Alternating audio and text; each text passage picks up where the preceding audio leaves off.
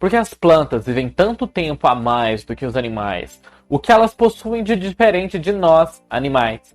Vem conhecer mais nesse vídeo sobre as fibrilas amiloides e o efeito delas no nosso envelhecimento e também em algumas doenças. Sejam muito bem-vindos ao canal Eterna Busca. Eu sou o Jordan, biólogo e mestre em ecologia de biomas tropicais.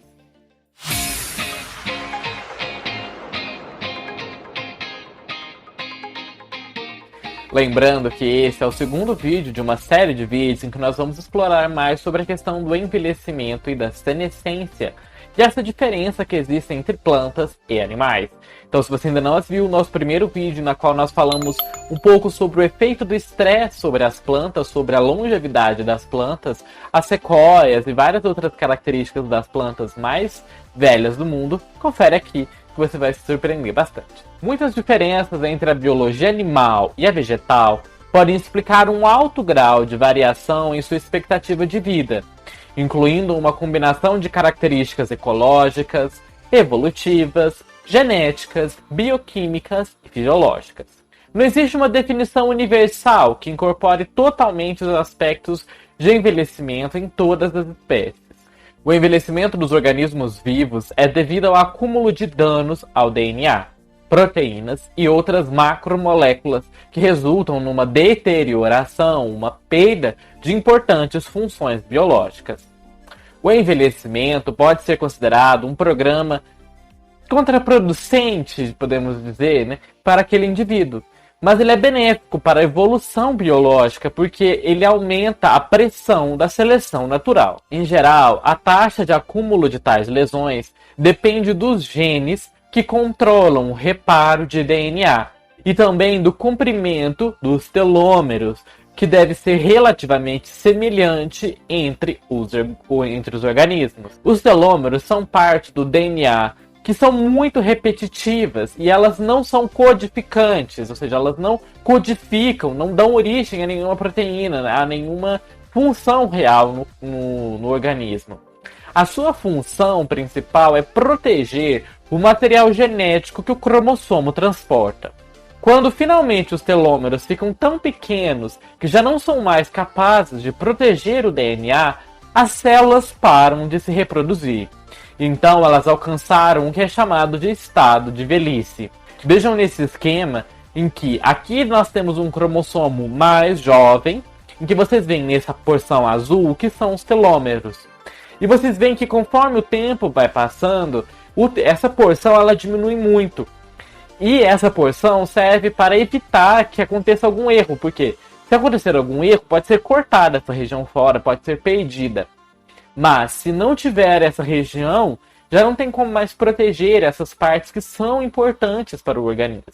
No entanto, certas diferenças na anatomia, na fisiologia e na bioquímica entre plantas e animais podem definir a distinção nessa vida útil dos telômeros. Algumas das características biológicas que podem explicar a longevidade extensa, que são exclusivas das árvores, são a retenção de células meristemáticas, que são semelhantes às células-tronco após cada ciclo de crescimento, como nós falamos lá no nosso primeiro vídeo.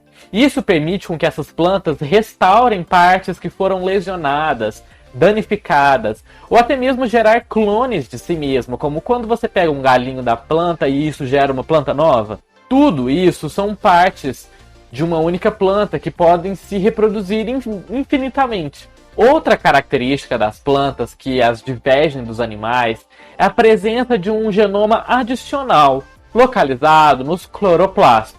Os cloroplastos adquiriram seu genoma de um fenômeno chamado de endossimbiose, que é a característica da célula que englobou uma cianobactéria há cerca de 1,5 bilhão de anos atrás.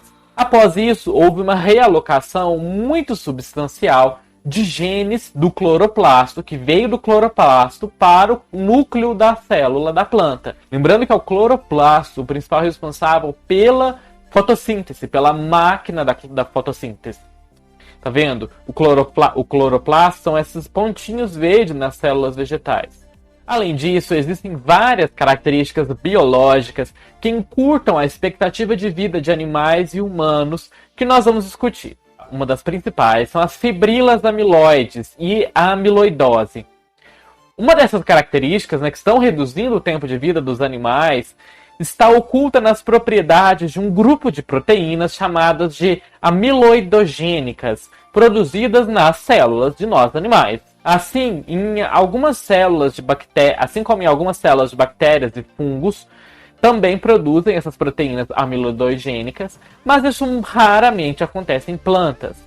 As proteínas que são sintetizadas nos ribossomos devem se dobrar em estruturas tridimensionais que são definidas para se tornarem funcionalmente ativas. Essa forma com que as proteínas estão dobradas que vai dar a função dessa proteína. Então isso é muito importante para que essa proteína seja funcional. No entanto, algumas proteínas têm uma propensão própria delas que converte os seus estados que são funcionais, típicos, né, nativos, em agregados desordenados, ou chamados também de amiloides, as chamadas fibrilas de folha beta cruzada. Vem nesse gráfico aqui que temos o estado nativo, que é a forma comum que a proteína apresenta. Aí existe um estado intermediário, e aí depois nós já temos o estado que é um estado agregado ordenado, que tem alguma forma, mas depois nós temos o estado da fibrila amiloide. Vocês veem como a proteína mudou completamente a sua estrutura, então ela não vai mais ter a função original que ela tinha. Ela também pode ter esse outro formato de um oligômero, ou então um formato totalmente amorfo, que, novamente, a sua função original não vai mais funcionar. E aí, aqui temos mais um outro esquema, num close, em que nós temos a estrutura da proteína, que seria essa estrutura plegada, essa proteína plegada, que tem essa forma característica dela. Depois, a proteína que foi mal plegada é uma proteína amiloide. Então, tá vendo como ela não tem mais essa forma característica? E outra forma é as fibrilas amiloides, que elas vão formando, pareando-se assim. Então, isso dificulta ainda mais a formação original, a função daquela proteína no corpo. Esses amiloides podem ser depositados nos chamados corpos de inclusão, que isso pode ficar em vários tecidos. Isso pode levar a várias doenças. Nessa lâmina, vocês veem as células de Schwann. Essas células de Schwann, ao redor delas se formaram um amiloide. E isso foi formado no sistema nervoso periférico. Isso vai afetar muitas características do sistema nervoso, porque a função desse tecido está danificada pelo acúmulo dessas fibrilas. No corpo humano, amiloides nessas estruturas têm sido associadas ao desenvolvimento de várias doenças. As amiloides patogênicas se formam quando proteínas previamente saudáveis perdem o seu estado normal, né, a sua estrutura e a sua fisiologia, a função da sua fisiologia por ter sido mal dobrada. E assim ela acaba formando depósitos fibrosos em placa, em torno das células, que podem prejudicar o funcionamento saudável dos tecidos e órgãos. Biópsias mostrando achados típicos de amiloidose podem ser vistos como nessas diversas lâminas aqui, de diversas regiões diferentes do corpo. A foto do canto superior esquerdo mostra o amiloide mais avermelhado na coloração, que é chamada de vermelho Congo. No canto superior direito, a imunohistoquímica confirma também essa presença da amiloidose, essas marcas escuras aqui. No canto inferior direito, temos uma outra técnica que vocês veem ser grupado de amiloides. E por fluorescência também, que vocês veem o brilho aqui do amiloide. Esses amiloides foram associados, mas eles não são necessariamente a causa de mais de 50 doenças humanas, conhecidas como amiloidose. Pode desempenhar um papel em algumas das doenças neurodegenerativas.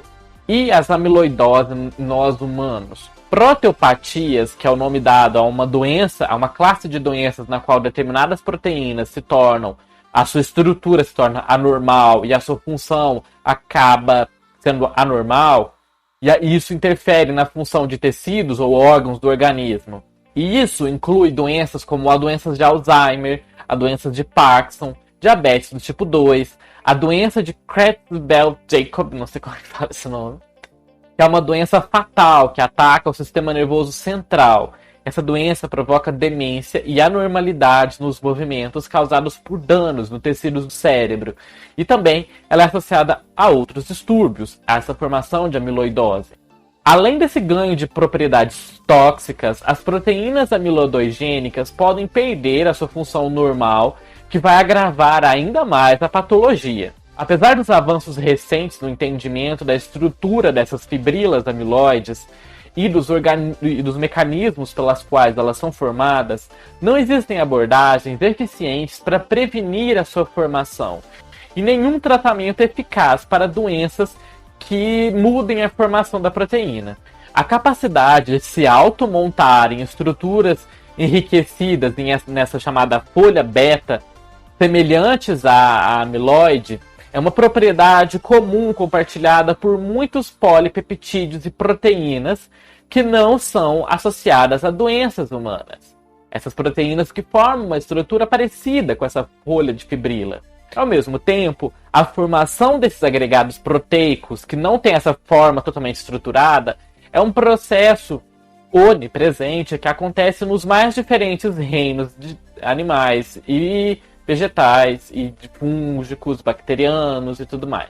Mas por que as plantas são diferentes dos animais? O dado que se acumula é a possibilidade de que um dos motivos da longevidade das plantas possa ser relacionado à ausência dessas inclusões, dessas formações de fibrilas do tipo amiloide nas suas células.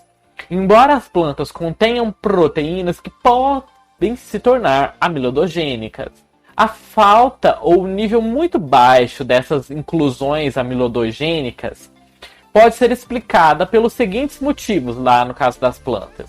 Primeiro, que a ausência no genoma da planta de genes ou de famílias de genes que codificam proteínas que possuem alta propensão à formação amiloidogênica, como no caso de outros animais em nós humanos. E B, a presença de inibidores da amiloidose nas células vegetais. E aí, espero que vocês tenham gostado de saber um pouco mais sobre essa questão da amiloidogênese, mas já se inscreve aqui no canal, porque o próximo vídeo nós vamos aprofundar mais como essa questão afeta a formação neuronal e também a própria evolução cerebral. Espero vocês no nosso próximo vídeo. E também vou deixar indicado aqui o nosso vídeo anterior, abordando o início dessa série de vídeos. E também uma outra série de vídeos falando mais sobre curiosidades animais. Vejo vocês nesses vídeos e até mais!